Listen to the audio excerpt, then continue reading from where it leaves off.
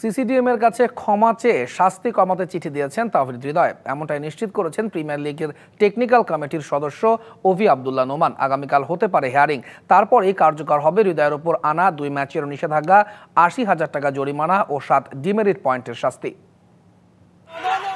লঘু পাপে গুরুদণ্ড নাকি অন্যায় অনুযায়ী শাস্তি পেয়েছেন তাওহিদ হৃদয়, সেটি নিয়ে তর্ক হতে পারে। তবে তাওহিদ হৃদয়ের শাস্তি আসলে কতটুকু সেটি নিয়ে এখনও সিদ্ধান্তে পৌঁছানো যায়নি।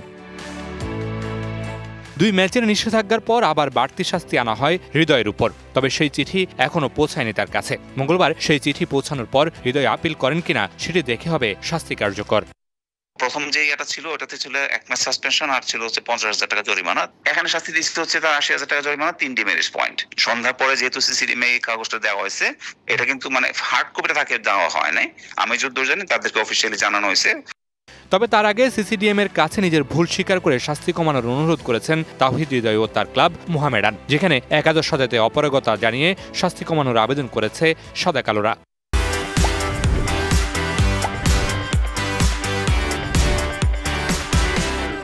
আর গতকাল তাওহিদ যেটা করছে সেটা হচ্ছে টেকনিক্যাল কমিটির কনভেনর বরাবর, মানে মনিবের বরাবর একটা চিঠি লিখছে যে একে মাফছে যে ইয়াতে প্রেসে যে সেটা বলছে স্পিলটার জন্য, পাশাপাশি হচ্ছে তার ইয়েটা করা যায় কিনা সেটার জন্য একটা চিঠি দিচ্ছে।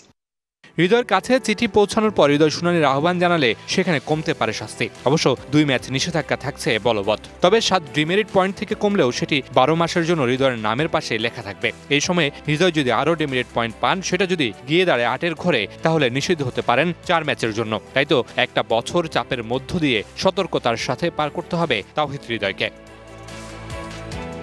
Mamunur Rashid, DBC news, Dhaka.